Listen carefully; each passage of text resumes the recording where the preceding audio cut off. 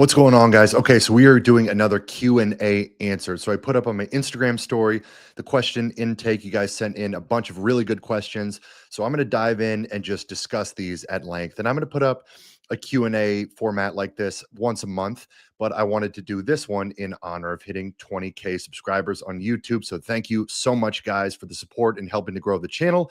But I'm not going to waste your time. We're going to jump right into a bunch of these questions. So whether you sent them into Instagram or not, there's some interesting discussion points. So we're going to get into some questions on reverse dieting, nutrition for blue collar workers, carb cycling, adjusting macros. Do dips have carryover to pressing strength? Risks of underground lab testosterone, reverse dieting, dosing creatine, oral BPC-157 versus injectable BPC-157, determining if you need to use refeeds or not, some PED topics, building a metabolism, dieting for longevity, and a bunch of others. So we're going to jump right in. I'm just going to shoot from the hip and just answer these organically. And let's have a good time with it. Okay, so the first question I got here. On my first reverse diet after a 9-month deficit, 70 pounds lost, congratulations. When does strength and hormones increase? How long does reverse dieting take to get to a good caloric level?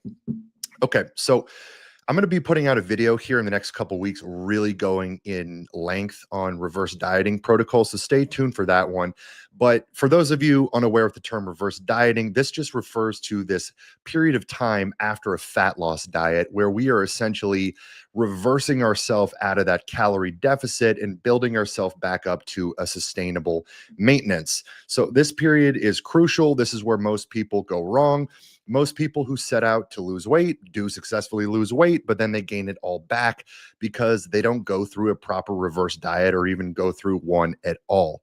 Now, the length of the reverse diet is going to be different for everyone, and this is really going to depend on, how long did you diet for? So the individual sending this question in, it was a 9-month deficit, 70 pounds lost. So this was a substantial diet in terms of length and just in terms of how much weight was lost. So because this is more of severity is not the word, but because this was a bigger, more aggressive diet where a lot of weight was lost, the extent of the reverse diet is going to be bigger than somebody who maybe just dieted off, 10 to 15 pounds over the course of a 12 to 16 week diet. So usually the length and magnitude of the fat loss diet is going to be linearly correspond with the length and magnitude of the reverse diet. You dig yourself a bigger hole, you've got a bigger hole to dig yourself out of.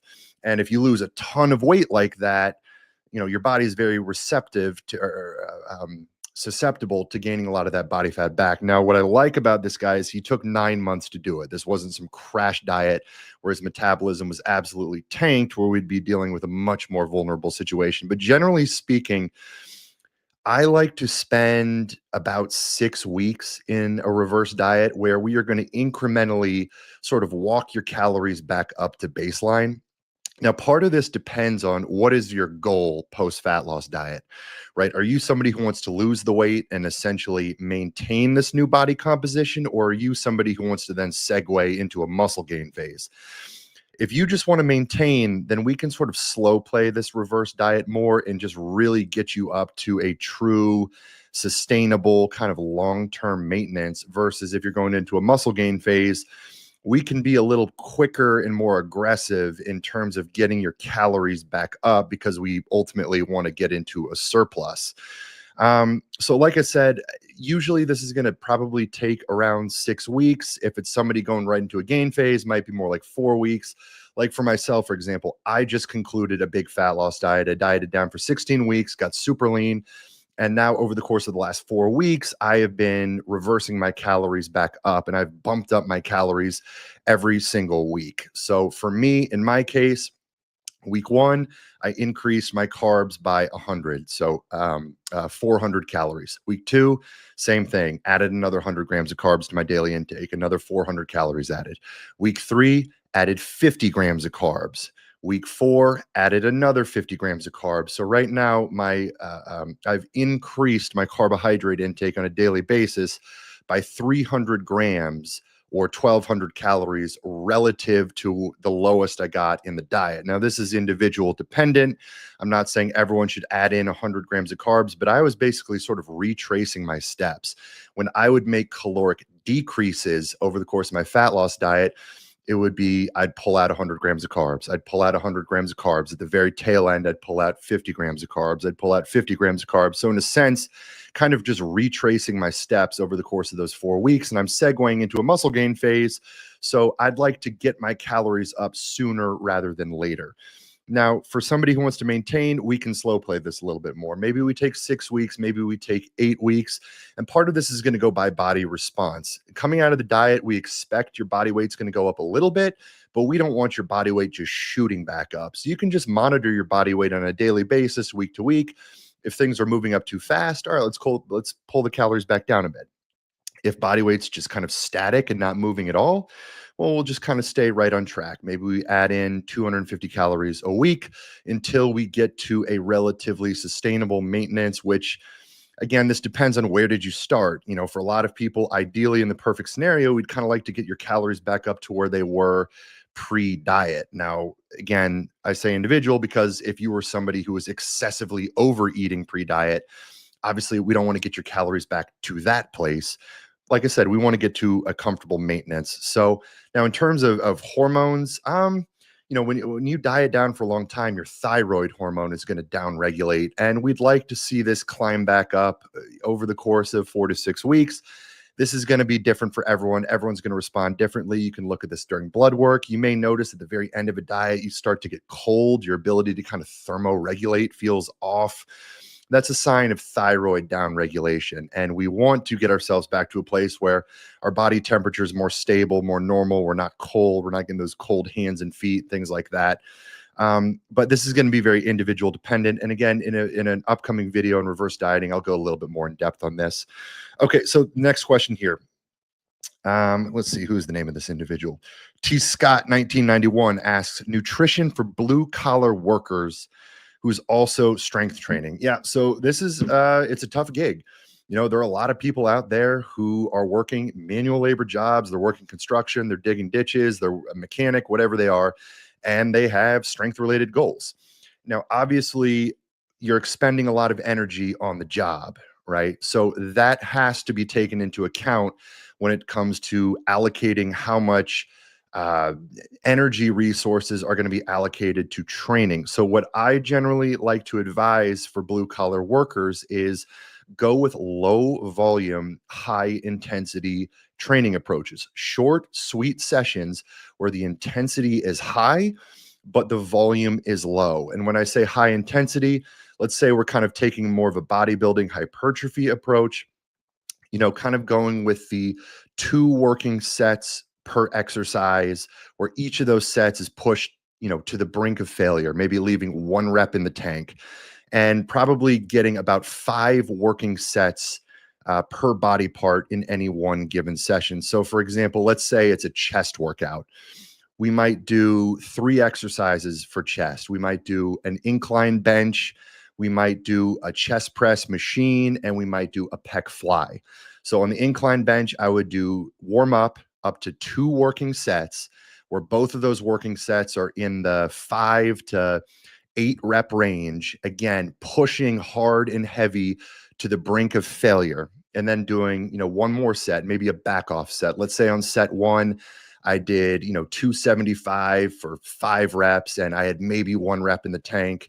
Then the next set, maybe I drop down to 245 and take it for max reps, try to hit, you know, 7 to 8 there. So again, the key here is the intensity is high. These are pushed to the brink of failure, and week to week to week, you're trying to progress this, either adding weight or adding reps. So, you know, 2 working sets of incline, then we move on to the chest press. Again, 2 working sets there, hard, heavy, nasty, high intensity sets. And then we finish off with a pec fly. Maybe we just do 1 set to all out failure. Boom, that's 5 working sets for chest right there. You can knock that workout out quickly. but it's very effective. You get a great stimulus as opposed to doing, 4 sets of 12 on incline. Then you do 3 sets of 10 on the chest press. Then you do 3 sets of 12 on a dumbbell flat bench. Then you do 3 sets of 15 on the pec fly with submaximal weights, where it's just tons and tons of volume and lots of energy and workload expended on top of all the workload you're already expending on the job. So think in terms of you're sort of getting your submaximal volume and work capacity work on the job, and then you're getting your hard high intensity low volume stimulus in the weight room. So in conclusion, low volume, heavy, high intensity, short and sweet sessions in the weight room if you are a blue collar worker. Let's see here. Next question on what do you think about veganism? Okay, so when it comes to veganism specifically, my stance is this. If you are somebody who is a vegan for moral purposes, you are taking a stance against animal cruelty, things like that. I respect you. I'm not gonna fight back against you. That is your right. And I have respect for anyone who's going to stand on their moral principles. Now, I don't share that same view, but if that's you, awesome. However, if you are a vegan because it is your belief that eating meat is going to kill you, or eating meat is going to cause, I don't know, I can say this word on YouTube and get demonetized, cause the C word, that is where I have an issue. Okay. And I think a lot of these diets, veganism, vegetarianism, keto, carnivore, when a diet has a name to it, a lot of times people are getting indoctrinated into these diets, not because they really identify with the methodology or the science behind it, but because of the group identity, right? They want to be part of something bigger than themselves. They want to be part of a group. Hey, we're vegans. And when you surround yourself with like-minded people, you've got something to talk about, you're on the Facebook groups and the message boards, and it's sort of us against the world type of thing. It's very attractive to people. So in my opinion, like the vast majority of people who subscribe to these named diets, again, they're doing it because they want to be part of that group identity, not because they have actual in-depth reason to believe the diet methodology is better for them. But again, if you're somebody who is a vegan for moral reasons, legitimately, more power to you. If you're somebody who's just doing it for the group identity, it, to me, that's not really a nutrition approach. That's more of like a social and lifestyle approach. But in terms of my views on like the physiology behind it, I do not view a vegan diet in any way, shape, or form superior to a diet where you're consuming animal protein. Especially if you're anyone who is concerned with performance or physique, any of those things relevant to most of you who are watching a video like this, I would not endorse a vegan diet. Okay, let's see here. Moving on. Next question. We're going on carb cycling. Fit Dad RX. When should somebody carb cycle versus keeping carbs fixed on a day-to-day basis? So I would say if you're just your typical Gen Pop, average person who just wants to dial their diet in, you're a beginner, you've got sort of a novice type of goal. I don't really see much of a need to get in depth with carb cycling, anything like that. And just to give a simple overview of what carb cycling is for those of you unaware, I would simply describe carb cycling as breaking your week up into low carb, medium carb, and high carb days. And generally, these categories are assigned to different level or different days that have different levels of physical output. So for example, you might put your high carb day on your biggest, hardest days of training. You might put your medium carb days on kind of your status quo days of training, and then your low carb days on your non-training days. It doesn't have to be structured like that, but that's a pretty traditional format. But again, if you're a beginner, you're kind of just new to getting into nutrition, you've got a novice goal, I don't think you need to break up your week like that. I think just having kind of a set diet day to day to day is totally fine. Now, if you're a more advanced athlete or just someone with a more advanced physique related goal, personally, I do prefer a carb cycling approach because I think this is going to be a superior method to eliciting physique enhancement, performance enhancement. But again, we can start very simple when it comes to more novice goals and beginners. And that kind of segues into another question here. What are your thoughts on adjusting macro targets for training days versus non-training days? So this is really kind of that middle of the road step in between just your stable day-to-day diet versus a true carb cycling approach. And this is the approach I would take for probably the majority of people. You're kind of intermediate people who you're not true beginners. You've been in the gym, you're somewhat familiar with dieting. I prefer to go with the simple training day versus non-training day split to the diet, which really is a form of carb cycling. But basically, we're going to have carbs higher on training days, and we're going to have carbs lower on non-training days. And the most simple way that I would kind of modulate this would just be increasing your carbs in a consolidated window around training. So I would bring your carbs up in your pre-workout meal, bring your carbs up in your post-workout meal, and then have your remaining meals basically the same as your non-training days. Now, the amount of carb increase here is going to vary individual to individual. But again, for your most people, your intermediates, this is the approach I take: the training day versus non-training day split to the diet. Carbs higher on training days, and most of those increased carbs are going to be in that pre, post, and intra workout window, because this is where we're utilizing those carbs. We're utilizing the carbs as fuel.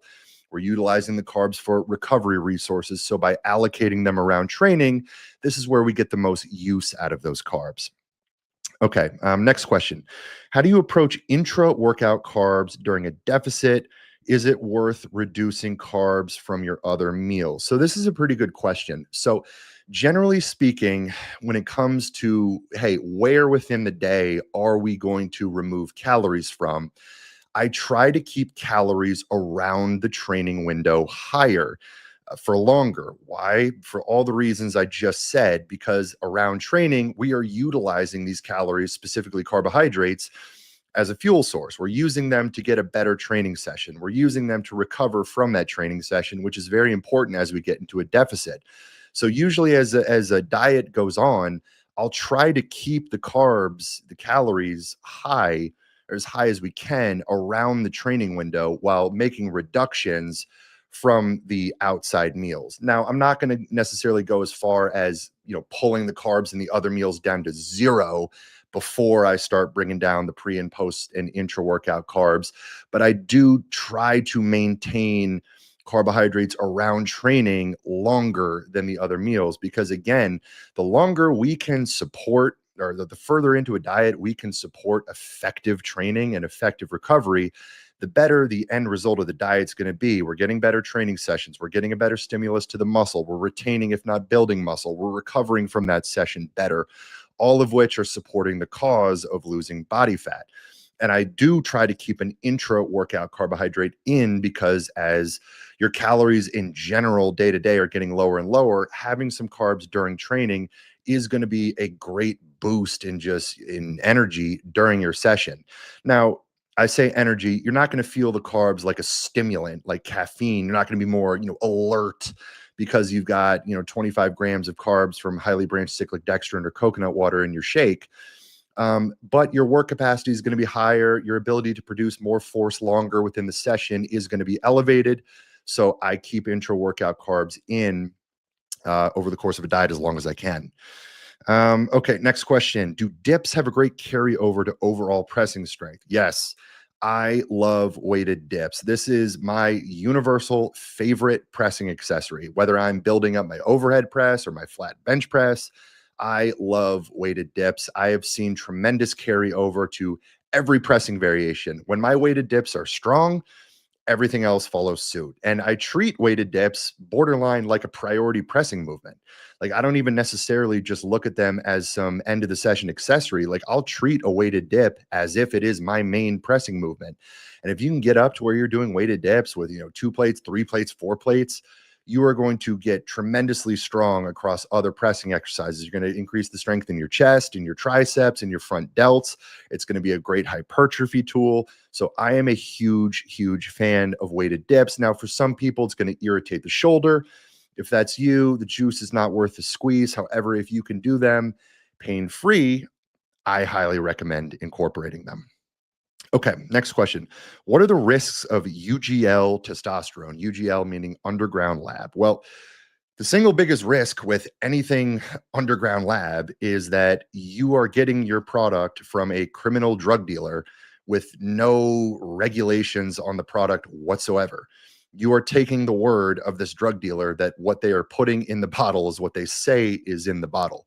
You are taking their word that they have appropriately mixed it and sterilized it and dosed it and all of these things. Now, with a product like testosterone, you don't really often see it faked. And these UGLs, they need to sell their products. And if word gets out they're selling fake stuff or dirty stuff, well, their business isn't going to do too well. So with something like testosterone, which is cheap, it's readily available, you don't see it faked a whole lot compared to a drug like a Primobolan, which is expensive. It's harder to get your hands on. So you'll see that faked very frequently. But the things you run into most with something like testosterone from an underground lab is going to be, is it sterile? You'll see horror stories of, improperly handled synthesis of the drugs, and then people get infections. It's rare.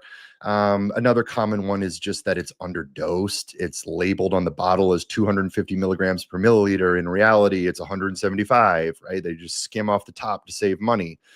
So, fake, they say it's one thing, it's something else. Underdosed or dirty, those are the risks that you run. Let's see here. Opinion on 10 to 15 milligrams creatine daily as opposed to the recommended 5 milligrams, coming from Caitlin Hickman, a nutrition client of mine. Caitlin, thanks for sending in the question. So, good question. I am much more in favor these days of high dose creatine. We've seen, like you said, we've seen this generic 3 to 5 gram daily creatine recommendation. I have seen success with pushing creatine dosages up to 20, 25, 30, and beyond. And really, these higher doses of creatine, maybe even more than performance, are really going to have a big cognitive benefit. Now, what I would say is basically work your creatine dose up until you just notice that you're not getting any more of a return from it, or you start to notice gastric distress, right? At a certain point with a high enough dose of creatine, a lot of people are going to get some tummy troubles. And once you hit that point, okay, scale it back 5 grams or so. That's probably your sweet spot dose. And if you're going to go with higher dose creatine, upwards of 20 grams daily, I'd probably split it up. Like for me right now, I'm doing 30 grams of creatine daily. I'll do 15 grams in my morning shake first thing in the morning, and then I'll do my other 15 grams of creatine in my intra-workout shake later in the day, or I'll put it with, a meal later in the day. It's good to pair creatine with a carbohydrate because the insulin spike from the carbs is going to help shuttle that creatine into the muscle. But I am definitely in favor of higher dosages. Now, this is going to come down to your size. If you're a 300-pound male like me, 25, 30, 40 grams of creatine, probably a good effective dose. Whereas if you are, Caitlin, in your case, a smaller female, probably going more in that 10 to 15 gram range is going to be a little bit more appropriate for you. But I suspect you will see not only performance benefit from it, but also cognitive benefits from it. So I am in favor of higher dosing of creatine. All right, next question here. Thoughts on oral BPC-157 versus injectable BPC-157? So good question. If you are utilizing BPC-157 for tissue healing, you've got post-surgery, aches and pains, tendon health, whether it's preventative or whether it's for, therapeutic, you're going to want to go with injection, and ideally site injection, meaning if it's, a shoulder issue, you're going to want to try to inject it close to the shoulder. If it's a knee issue, you're going to want to inject it in the, subcutaneous area of the quad. The closer you get to the actual damaged site, the better off you're going to be. However, you can just put it system wide, go in the belly fat. It will still be effective. But if you're using it for a specific tissue site, I would try to inject it closer to that actual local site. Now, what I will say about BPC-157 injectable, it really seems to be better sort of as a preventative measure than it does to be some, major weapon to bring in after an injury has already happened, right? If you have a muscle tear or, major surgery, will BPC 157 help potentially accelerate the recovery process? Yes. Is it going to be some miracle cure? No. So again, I think it's going to be a more effective kind of preventative. You're in a hard cycle of training where aches and pains and tendinitis and things like that are popping up. Using BPC 157 over the course of that time is going to be a good tool. Now, where oral BPC 157 shines is for gut health. If you are somebody who has gastric irritation, IBS, you've had a bout of severe vomiting, you have acid reflux, you have any gastric, stomach related issues, gut health related issues, BPC 157 orally is the way to go. And this is where BPC 157 is going to outshine the injectable form for tissue healing. In my opinion, the effect that oral BPC 157 can have on your gut and your stomach is going to be more beneficial than what the injectable form will do for soft tissue. So I'm a big fan of oral BPC 157. Bonus points if you pair it with KPV. It's another oral peptide that works synergistically together for gut health. So I am a fan. Let's see here. Next question. Of course, we've got our few weirdo questions that get sent in every now and then. Okay, next question. How do you determine if you need a refeed day while in a deficit? So good question here. So this is tricky because a lot of times you're in a diet and your emotions and your hunger start to tell you you need a refeed when in reality you probably don't. What I would say is if you are somebody who has a lot of body fat, you don't ever need a refeed. It's not going to be physiologically beneficial to you. Now, can you utilize, a weekly cheat meal just for your own mental sake? Yes, and I'll usually use a cheat meal option for most clients. But in terms of using a refeed meal to actually have benefit towards fat loss, I would say until you've actually dieted down pretty lean and you're pretty depleted, it's not going to have much utility. Now, let's say you are somebody who has dieted off a bunch of body fat and you're a couple months into a diet. At this point, I do see periodically refeeding as very beneficial. It's going to help retain muscle over the course of the diet. It's going to help keep metabolism higher over the course of the diet. So usually if I've got somebody who is at an acceptable body composition range, we've been dieting now for a few weeks, they've lost a bunch of body fat, they're not still carrying excessive body fat. Usually I will use some form of a refeed on a 7 to 10 day basis, every 7 to 10 days. And the magnitude of that refeed will vary wildly. The leaner you get, the more depleted you get, the bigger that refeed is going to be. And the goal of the refeed is to completely saturate your glycogen stores. So the more muscle you carry, the more capacity you have to store more glycogen. So for a guy like me, I'm 300 pounds, I can easily store 1,000 grams of carbs worth of glycogen. So my refeeds are going to look like 1,000 grams of carbs when I'm deep in a diet.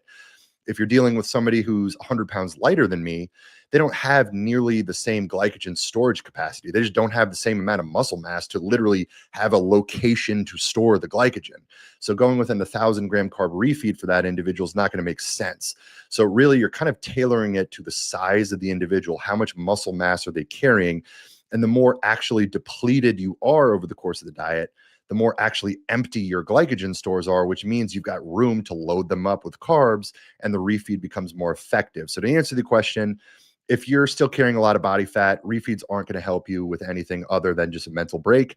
If you are somebody who's deep in a diet, you've lost a bunch of body fat, you're decently lean, I like to utilize a refeed every 7 to 10 days in the form of high carb, low fat.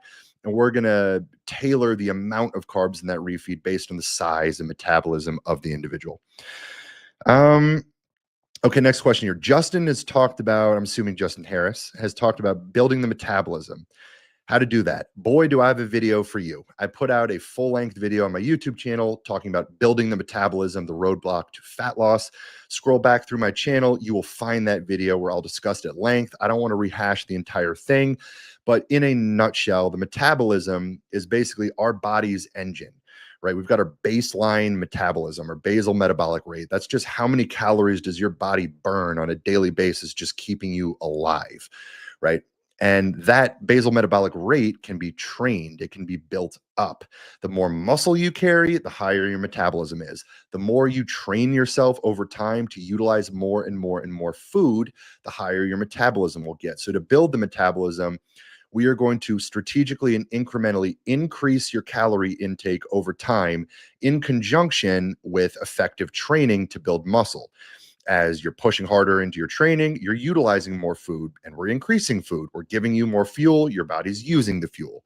Okay. You're pushing effectively into your training. You're building muscle. And because your calories are up, we've got more resources to build that muscle and everything works synergistically together. Muscle mass is going up. Expenditure and training is going up. Fuel is going up from added food. Your body is getting better at actually using more and more food. And your metabolism is trained in a positive direction. So again, for a much more in-depth synopsis of all that, go back through my channel, look at my video, Building the Metabolism. You can also check it out in my ebook. No question, but love your pod and your YouTube, bro. Man, I appreciate it. Guys, I really appreciate all the support you've given the podcast and the YouTube channel. I'm working my butt off over here. I've got 15 episodes of the Hammer and Chisel Performance Podcast that are pre-recorded that I've yet to release. They're going to be dropping every Tuesday. Next week, I'm starting a whole new round of episode recording. I've got a bunch of awesome guests coming on the show, and we've recorded a bunch of YouTube videos that I think you guys are going to like that are going to be releasing twice a week in the coming weeks. And guys, I'm just getting started here. I have only scratched the surface. You are going to be seeing a lot more of me, and you're going to see the production value increased. You're going to see a lot of the topics you want covered coming out soon. So guys, thank you for your support. We're just getting started. And hey, we're at 20K subscribers and climbing. So thank you guys so much. So the last question I'm going to get to, it's an interesting one. How would you build a diet for longevity? Okay, so let's say you're somebody who wants to live to be 100. I would eat as little food as possible and lower stress as much as possible. Basically, if you told me you need to do everything in your power to live to be 100. Nothing else in the world matters. What I would do is I would start utilizing a lot of intermittent fasting. I would start utilizing extended fasting, where every few weeks I do, a 72-hour fast. I would slowly decrease my calorie intake to where I was basically eating as little food as possible and kind of sustaining on that. I would decrease my protein intake pretty significantly. I would try to lose a bunch of muscle mass. I would scale back my training in the weight room significantly so it was much less stressful in the system. I would do a ton of walking. So basically, I would be walking my butt off. I would be just doing kind of light maintenance stuff in the weight room just to keep up with bone mineral density and just, keep some muscle mass and tendon and ligament strength in there. I would eat very little food. The more food you eat, the harder your metabolism works. It's kind of like putting miles on the odometer on a car, right? The more food your body has to process, the more your organs have to work. You're just putting mileage on the system. Whereas if you're eating very little food, your whole system as a whole, day to day to day, is just working a lot less hard. You're putting a lot less mileage on there. And again, decreasing my protein intake is just gonna be a little less strain on the kidneys and all that. And also, I'd want to downsize the muscle mass, kind of be as light as possible, putting as little stress on the organs and the joints as possible.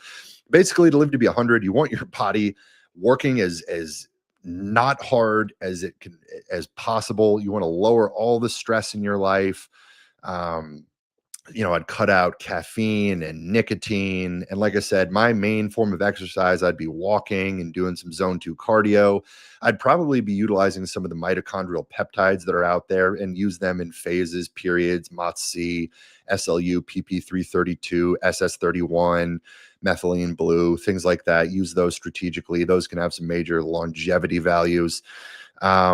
But they've shown in mice studies, if they keep these mice on the brink of starvation, and these mice live to the equivalent of like 150 to 200 years old in human years. Again, they're just putting so little mileage on the system. They're carrying such low body mass. Their body's not working very hard. So that's kind of the the key to hacking longevity at an extreme level. But anyway, that's the last question I got here. So we're going to wrap this up, guys. So again, just wanted to say a sincere thank you for all the support you've given the YouTube channel. I'm going to do a Q&A here once a month.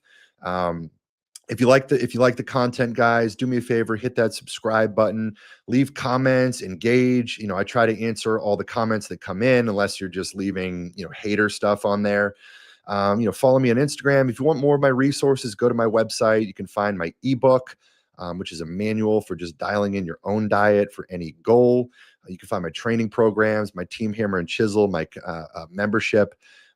Training community, it's $28 a month. I'm providing ongoing weekly training programming on there through the Train Heroic coaching app. But guys, stay tuned. I have so much content that we've already recorded, so many episodes of the podcast they're going to be dropping. So man, I'm so hungry, and my sense of urgency is so high just to dominate this field and just put out better and better content for all of you guys. So anyway, guys, appreciate you all so much, and we'll catch you on the next video.